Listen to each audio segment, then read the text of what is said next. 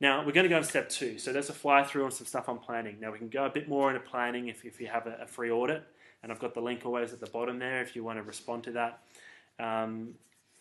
Now we're going to go to step 2. So there's a little bit about planning. Now communicating the right message for the right market, for the people who you're looking for. Now this is just a little way of explaining it. So you've got market, message, media. Market is who are these people that you want to deal with?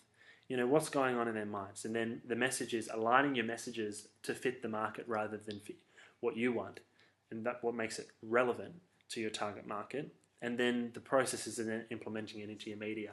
So this next section is quite important. It takes up 2 parts of the circle. so that means it's really important. And we'll be talking about the media after this. So market message matching, I call it. So why do this? It makes you relevant to your target market, speaks to the core needs of your market, makes you stand out from the crowd, and makes your offering more valuable, builds credibility in what you're offering, and qualifies the leads coming through. So developing your messages are critical to a really good marketing strategy. Now I've got 4 key questions to ask you in this. You may know the answers, you may not. We can actually do a blueprint to help workshop this with you, marketing blueprint. But these are very important questions. So who are you targeting? The first question, if you could have a room of people who is your perfect market, who would be in that room? What do they look like? What is their income? What are their interests? Where do they live? How much do you know about your target market? That's a very important question, because there's no point doing anything until you know that. And you might go, how do I find this out? We have a process on finding that out through research. But you can start off by your day-to-day interactions with your target market. Then you've got the next question. What are their problems, fears, and desires? What are the problems to be solved, the fears to be eliminated, and the desires to be fulfilled? What are the emotional triggers? So if they did read some of your content, how are you triggering those people to then make a response? And put yourself in their shoes. The second question, what makes your business unique? What makes it stand out from the crowd? What is your core message of difference? How do you, if you're like everybody else, you're just going to buy based on price. But if you're different, you can have more value. What is your unique selling proposition? Do you know that? And the last question is, what is the value of what you're offering? Have you come up with a value proposition of your services? Do people see how it's different? Do people understand, and we'll talk about it later, features and benefits of your service offering or product offering?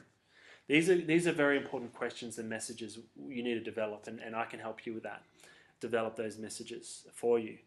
Sometimes you can do it yourself. Sometimes it's good to have a third person come in and say, look, this is what you're doing, and I don't think you're communicating that value to your prospective target market. And this is marketing 101, but a lot of people skip the 101 and go straight for a website. Now, just a little bit of an exercise. Ask yourself this question. I know, even if you're, maybe a takeaway if you're networking, there's a, this, we do this, so you get that. It's a model of coming up with a message. So this problem, maybe the number one problem you're experiencing. We do this, point of difference, so you get this promise. So let's say that you're a builder and you're offering your services. You would say, when you're got 3 quotes from builders and you're biting your fingernails that you're about to spend money on, a big investment. The difference we make is, and you have to come up with a point of difference to solve that fear. Maybe is with the fear, maybe they do fixed price contract, because a lot of people change their contract prices in the process. We do fixed price contracts no matter what, so you can be sure that your investment is what we tell you is what you get for your money. There's various different examples. Maybe you're a consultant and you consult to businesses. Maybe one of the problems is cash flow. So when you're having cash flow problems, point of difference is we have a process to give you a bird's eye view of how your cash flow is going, and the promise being so you can keep on top of your business and make profit. So it's coming up with these messages. I've just come up with a few then, but there will be ones for your business. So maybe that's something to work on after this presentation.